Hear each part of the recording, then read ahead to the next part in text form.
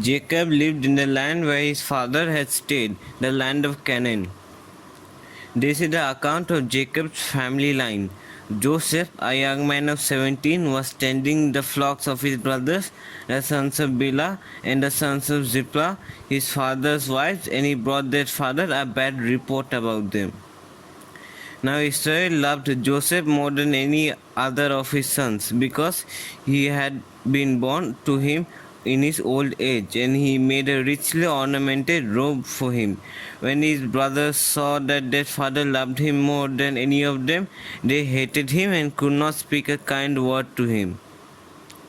Joseph had a dream, and when he told it to his brothers, they hated him all the more. He said to them, "Listen to this dream I had. We were binding sheaves of grain out in the field, when suddenly my sheaf rose and stood upright, while your sheaves gathered around mine and bowed down to it." His brothers said to him, "Do you intend to reign over us? Will you actually rule us?" And they hated him all the more because of his dream and what he had said. Then he had another dream, and he told it to his brothers. "Listen," he said, "I had another dream, and this time the sun and the moon and 11 stars were bowing down to me." When he told his father as well as his brothers, his father rebuked him and said, "What is this dream you had? Will your mother and I and your brothers actually come and bow down to the ground before you?" His brothers were jealous of him, but his father kept the matter in mind. Now his brothers had gone to graze their father's flocks near Shechem. And Israel said to Joseph, "As you know, your brothers are grazing the flocks near Shechem. Come, I am going to send you to them." "Very well," he replied. So he said to them, "Go and see if all is well with your brothers and with the flocks, and bring word back to me."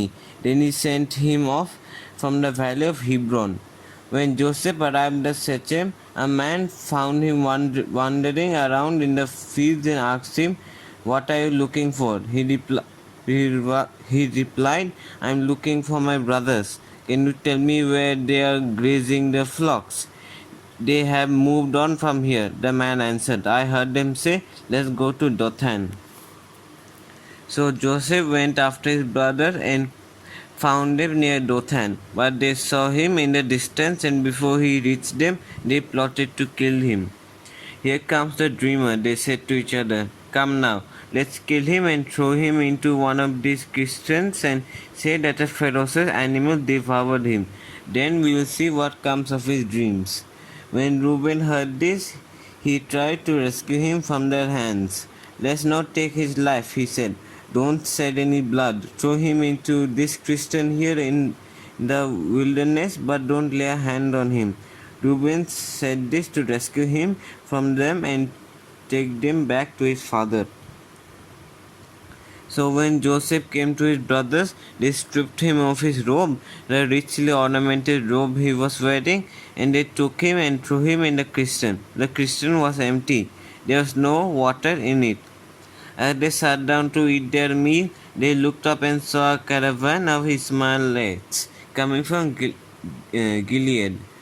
Their camels were loaded with spices, balm, and myrrh, and they were on their way to take them down to Egypt. Judah said to his brothers, "What will we gain if we kill our brother and cover up his blood? Come, let's sell him to the Ishmaelites and not lay a hand on him. After all, he is a brother, our own flesh and blood." His brothers agreed.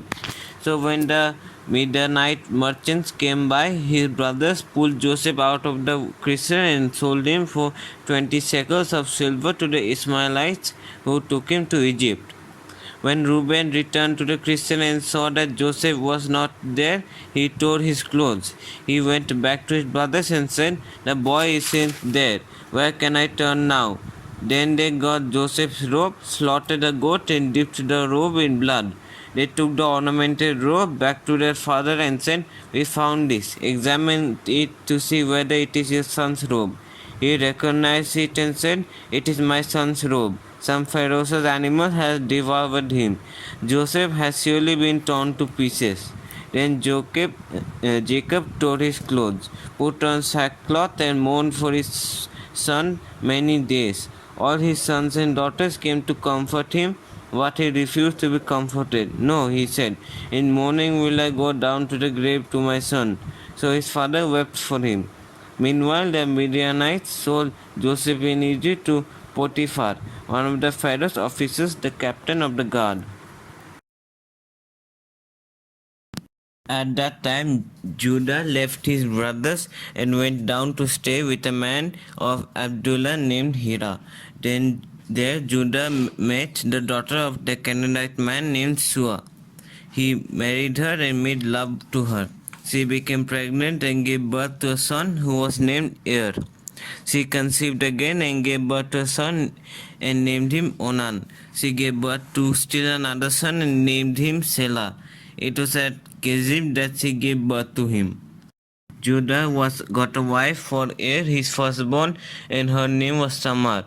But Judah's firstborn, was wicked in the Lord's sight, so the Lord put him to death. Then Judah said to Onan, sleep with your brother's wife and fulfill your duty to her as a brother-in-law to raise her up offspring for your brother. But Onan knew that the child would not be his. So whenever he slept with his brother's wife, he spilled his semen on the ground to keep from providing offspring to his brother for his brother. What he did was wicked in the sight of the Lord, so he put him to death also. Judah then said to his daughter-in-law Tamar, live as a widow in your father's household until my son Selah grows up, for he thought he may die too just like his brothers. So Tamar went to live in her father's household. After a long time, Judah's wife, the daughter of Shua, died. When Judah had recovered from his grief, he went up to Timnah to the man who was shearing his sheep, and this is when Hira, the Adulamite, went with him. When Tamar was told, your father-in-law is on his way to Timnah to shear his sheep, she took off her widow's clothes, covered herself with a veil to disguise herself, and then sat down at the entrance to Enamin, which is on the road to Timnah. For she saw that though Selah had now grown up, she had not been given to him as his wife. When Judah saw her, he thought she was a prostitute, for she had covered her face. Now realizing that she was his daughter-in-law, he went over to her by the roadside and said, come now, let me sleep with you.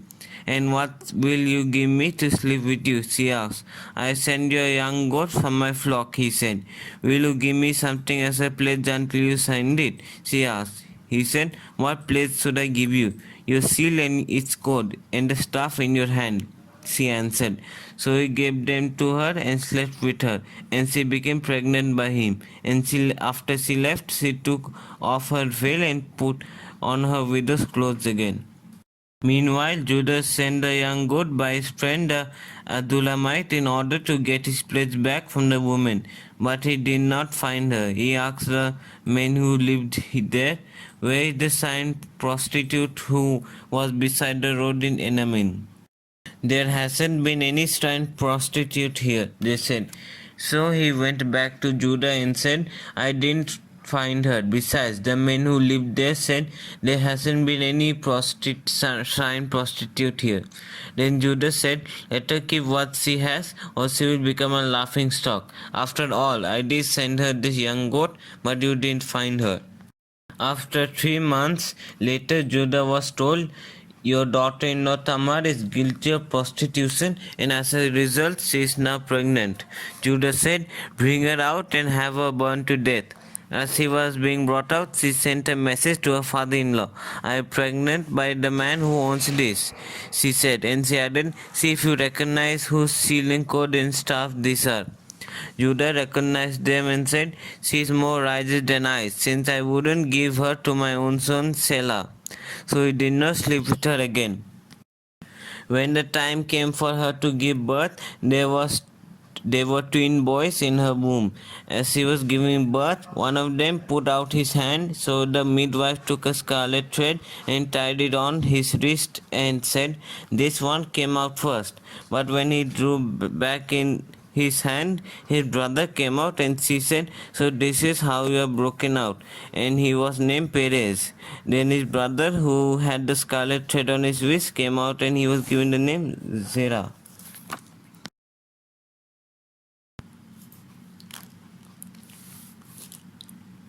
The blessing of the Lord was on everything Potiphar had, both in the house and in the field. So Potiphar left everything he had in Joseph's care. With Joseph in charge, he did not concern himself with anything except the food he ate.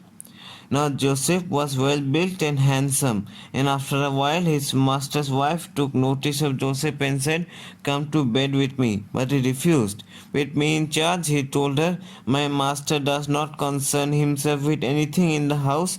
Everything he owns he has entrusted to my care. No one is greater in this house than I am. My master has withheld nothing from me except you, because you are his wife. How then could I do such a wicked thing and sin against God?" And though he spoke to Joseph day after day, he refused to go to bed with her or even be with her.